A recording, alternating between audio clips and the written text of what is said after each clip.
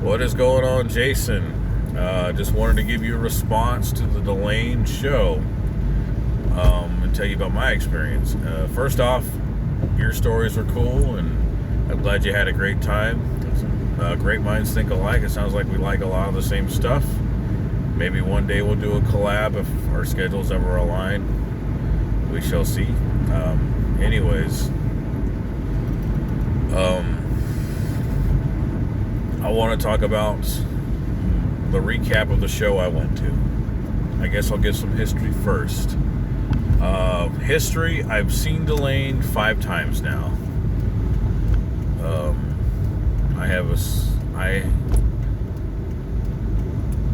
Is that the tornado alarm? So well.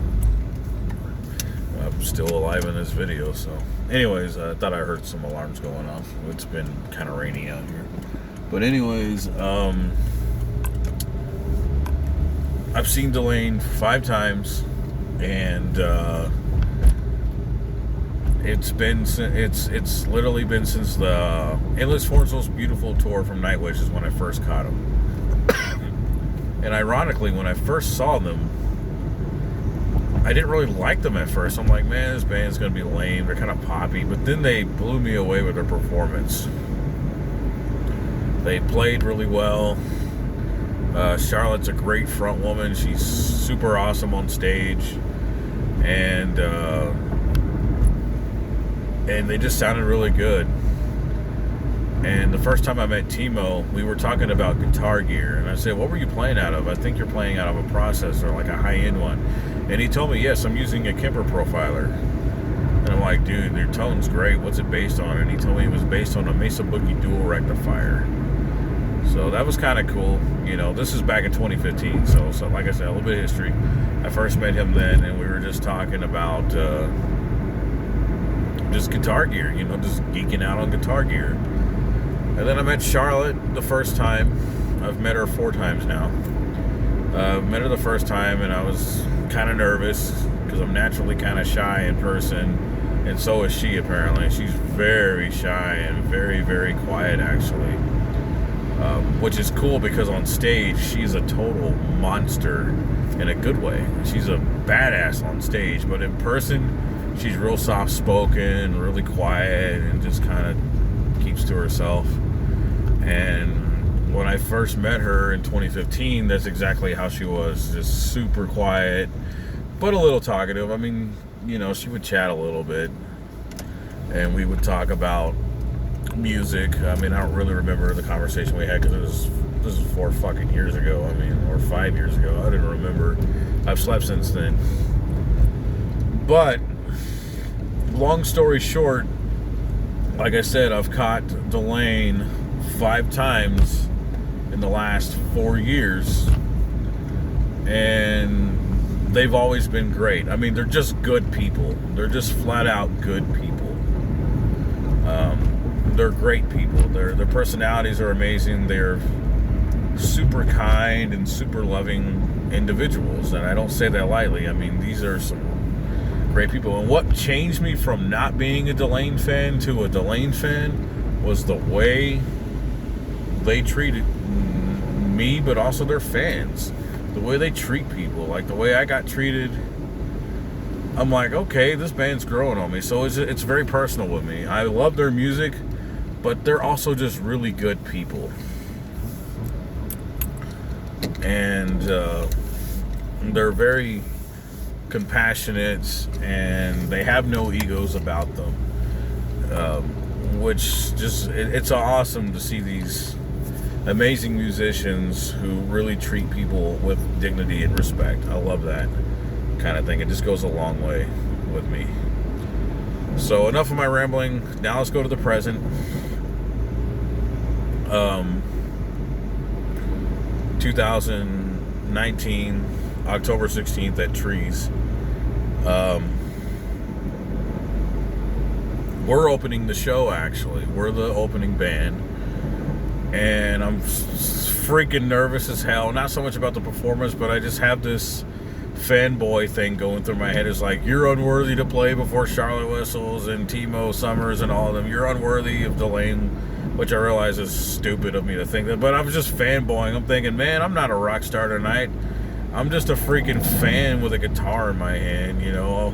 This band is, these are the greats, you know, or they're becoming the greats. I mean, they're not Black Sabbath, but still, they're definitely earning their right to being the greats, you know. They really are.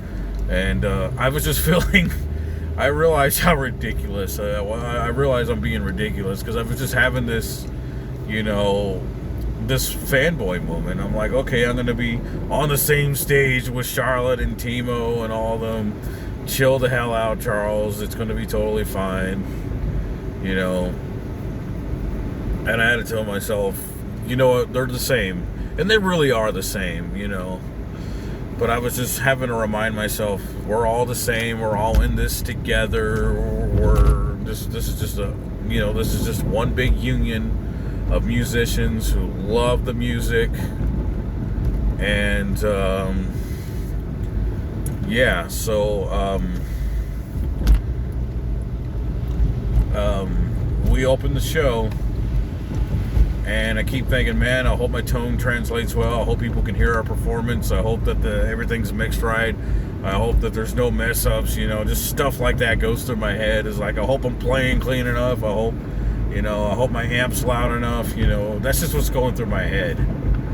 But before we got on stage, about an hour, I got real lucky because we got there early. Walking down the street was Delain, and I got to talk to Charlotte twice, actually, and to Martine.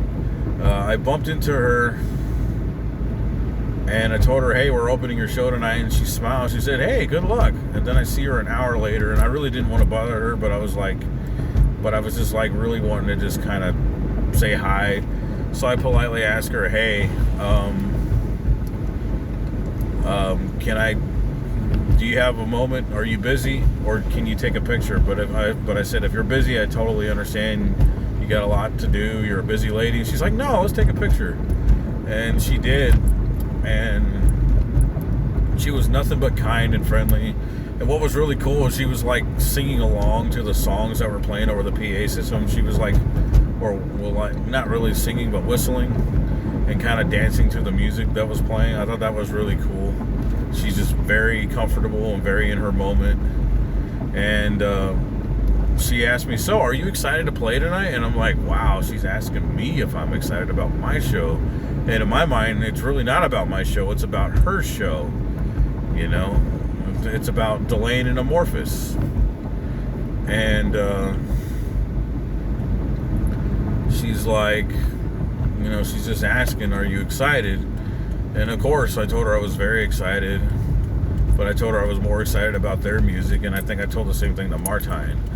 So, and what's even cooler is Martine came up to my drummer, who's the leader of the band, and he's like, hey man, I just want to make sure you guys are being taken care of. I want to thank y'all for selling the tickets and being on this show with us. I want to make sure the venue pays you.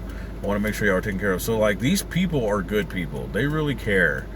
You know, and I thought I know I should be talking more about the performance. We'll get there, but like, this is just my experience, and they were just hands down just the most humble people I've ever met. And like I said, we performed, and I'm not gonna talk about like how our performance went, because it's really not about us. All I can say is I just kept thinking in terms of technicalities. I hope we sound good. I hope my amp sounds good. Every guitar player, you know, or every musician's thought.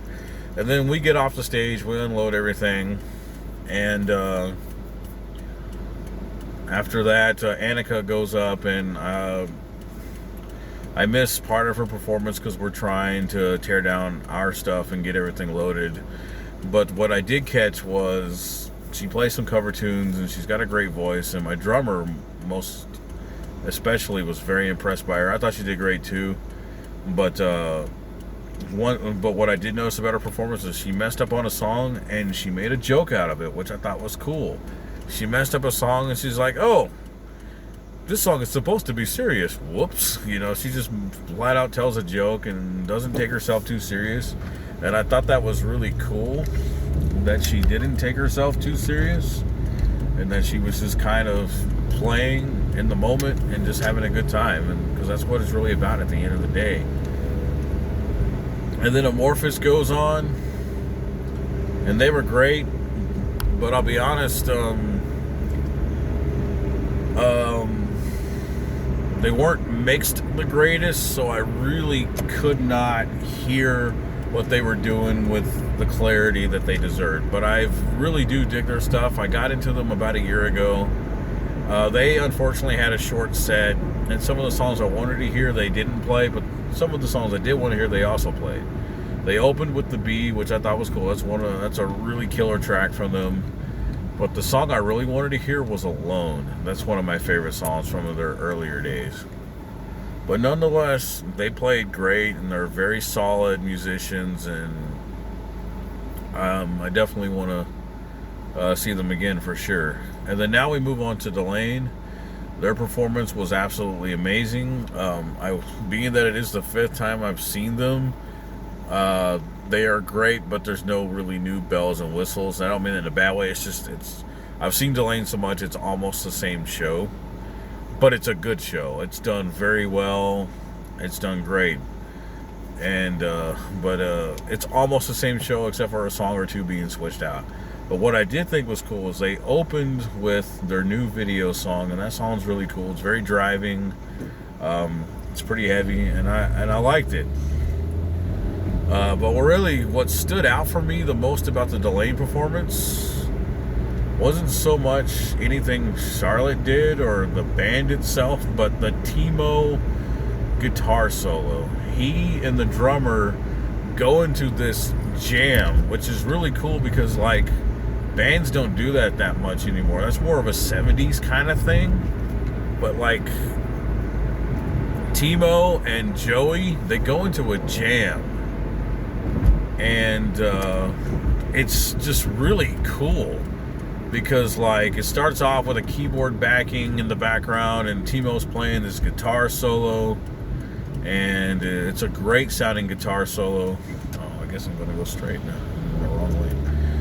They start off with this guitar solo, and it's just really cool. It made me think back to the days of, like, 80s era Black Sabbath, where the whole band gets off of the stage, Jeff Nichols plays some cool background stuff, and Iommi just starts wailing, and that's what this felt like. Except it's Timo, and Timo's an excellent freaking player because he knows when to shred and when not to shred. He knows when to play bluesy and tasteful, and he knows when not to. I mean, he's a lot style-wise. He's really kind of like a mixture of, like, I almost want to say Steve Vai, a little bit of Yngwie, Chris Oliva, even maybe some Iommi even on just some of the bends.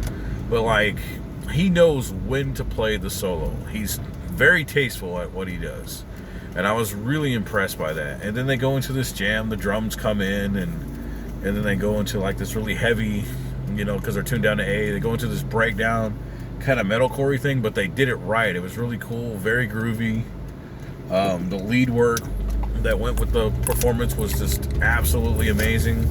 So I loved seeing them kind of go in that kind of direction. Because, like, I love good vocals and a good singer and all, but sometimes you just gotta let the band jam, and they did that, and that was really freaking cool because you don't see that too much in today's day. Today's day is all about being so perfect that you're playing to the click track, which I think that's a good idea, play to a click track. But today's bands are just so focused on just being perfect,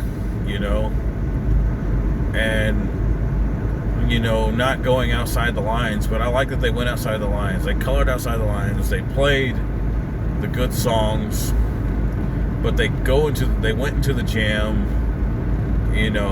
and I think that should happen more often because it was really cool to watch that, because you just don't see that very often in today's day. So I really love just watching them just go off like that and just go into that jam. It was great. It made the set complete. I mean, it was a great set. They played a lot of good songs like Pristine, Starlight, or Stardust, sorry. They played